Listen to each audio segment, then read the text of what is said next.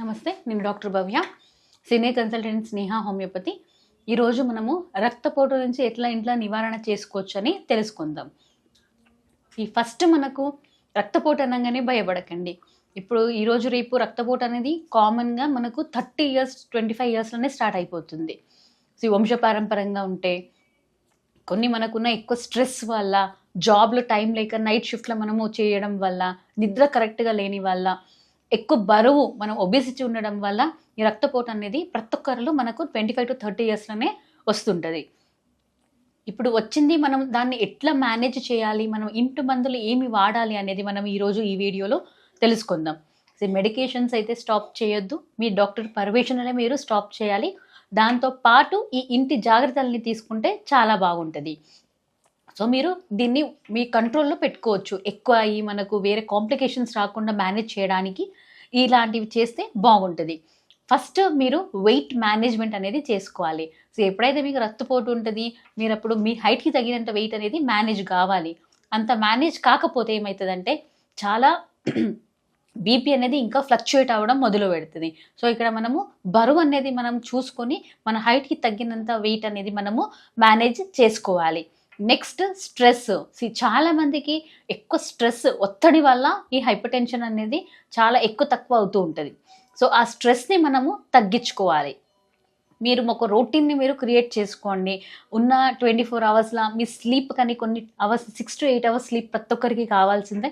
అది మీరు టచ్ చేయొద్దు. మిగిలిన దాన్ని మీరు ప్రయారిటైజ్ చేసుకుని మార్నింగ్ నుంచి ఈవినింగ్ వరకు ఏ టైంలో ఏ పని కావాలనేది ఒక టైం టేబుల్ అనేది షెడ్యూల్ చేసుకుంటే మీకు ఆటోమేటిక్గా స్ట్రెస్ అనేది తగ్గుతుంది. దాంతోపాటు మీరు ఈ రక్తపోటు అనేది కంట్రోల్లో పెట్టుకోవచ్చు. నెక్స్ట్ అనేది నిద్ర.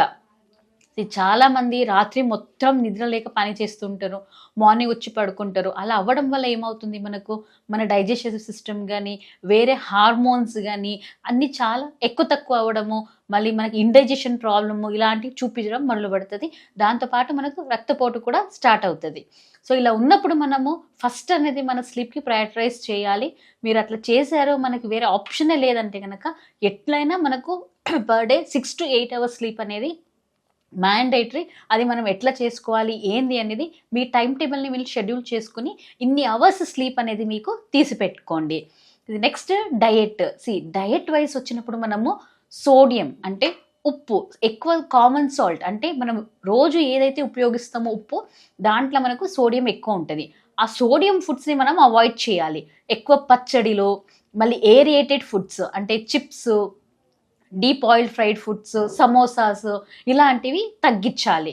అలా మనం తగ్గిస్తేనే మనకు ఆ సోడియం ఎక్కువ కాక మనకు బీపీ అనేది కరెక్ట్గా మేనేజ్మెంట్ ఉంటుంది. మీరు పైన ఇంకా ఎక్కువ ఉప్పు యాడ్ చేసుకోవడము ఇలాంటివి చేశారంటే మనం బీపీని కంట్రోల్ చేయలేము. మళ్ళీ దాని నుంచి మన కిడ్నీస్కి ఓవర్లోడ్ అయ్యి కిడ్నీ కూడా ఫెయిల్ అయ్యే ఛాన్సెస్ చాలా ఉంటుంది. నెక్స్ట్ పొటాషియం లైక్ ఫుడ్ని మీరు యాడ్ చేసుకోవాలి. లైక్ బనానాస్లో ఉంటుంది, ఆల్మండ్స్లో ఉంటుంది, ఫ్లాక్ సీడ్స్లో ఉంటుంది. ఈ సీడ్స్ అనేది మీరు రెగ్యులర్గా మీ ఫుడ్లో యాడ్ చేసుకుంటూ వస్తే మీకు పొటాషియం సప్లిమెంట్ అవుతుంది. మీ రక్త ఒత్తిడి కూడా మీకు కరెక్ట్గా మీ దీంట్లో కంట్రోల్లో మీరు చేసుకోవచ్చు. నెక్స్ట్ వచ్చేసి మనకు రెగ్యులర్ ఎక్సర్సైజ్. రక్తపోటు ఉంది కన్నా మనకు కొన్ని ఎక్సర్సైజెస్ లైక్ యోగా, మెడిటేషను, కొన్ని aerobic exercises, swimming, jogging, brisk walking ఇలాంటివి మనము రెగ్యులర్గా మార్నింగ్ కానీ ఈవినింగ్ కానీ 45 minutes మీరు తీసుకోవాలి. నెక్స్ట్ ఆయిల్ వైజ్ మీరు కొంచెం olive oil, light oil food తీసుకోవడము చాలా మంచిగా ఉంటుంది.